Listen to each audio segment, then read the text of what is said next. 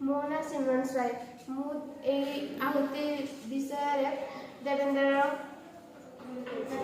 ନାଟକ ରୋଲ୍ କରୁଛି।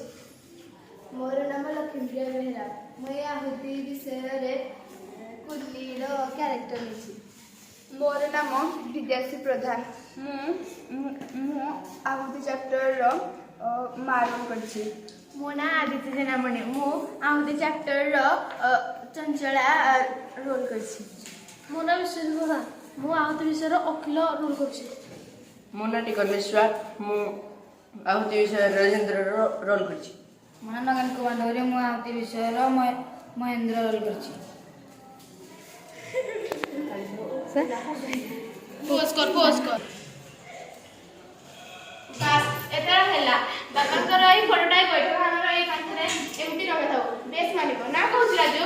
ହଁ ଭାଇ, ଏଇ ବାପା ଚାକିରି ରିଟାୟାର କରି ଗଲା ପରେ ଏଇ ବୈଠକଖାନା ହିଁ ତ ଥିଲା ବାପାଙ୍କର ସବୁଠୁ ବଡ଼ ତୀର୍ଥ।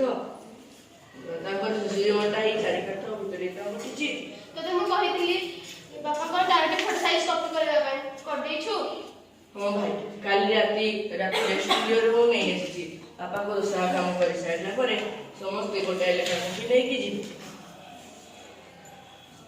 ତମକୁ ଖାଲି ରାତି ସାରା ଏତେ ବୁଝାଇଲି, ତଥାପି ବୁଝିପାରିଲନି? ସକାଳୁ ଫଟୋ ଟାଣିବାରେ ଲାଗିପଡି। ଫଟୋ ଟା ସରିଲାଣି? ମଲା ଯା, ରାତି ଉଜାଗର ହେଲେ ଦେଖିଲା ବେଳକୁ କଣ ନା ମୁଗିରା ହେଲା।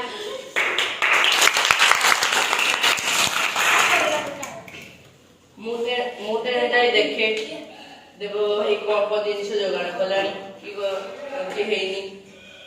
ଏ ତ ଗାଁ କଥା, ସହର ନହେଲେ ସବୁ ଜିନିଷ ଏକାଥରକେ ମିଳିଯିବ।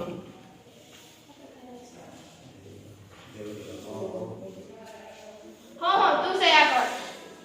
ଯଥା କାମଟା ସୁରୁଖୁରୁରେ ସରିବା ପାଇଁ ତ ଆମକୁ ନିଶ୍ଚୟ ଜିନିଷ ନିଶ୍ଚୟ ଦରକାର।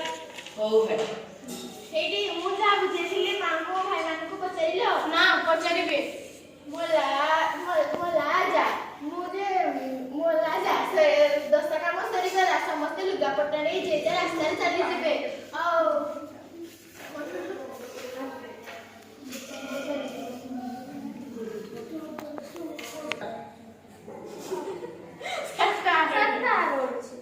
ଦଶଟା କାମ ସବୁ ସୁରୁଖୁରୁରେ ସରିଯିବ। ଜାତି କୁଟୁମ୍ବ ସବୁ ନିଜ ନିଜ ଲୁଗା ନେଇ ନିଜ ବାଟରେ ଚାଲିଯିବେ। ସେ କଣ କରିବାକୁ ଚାହ?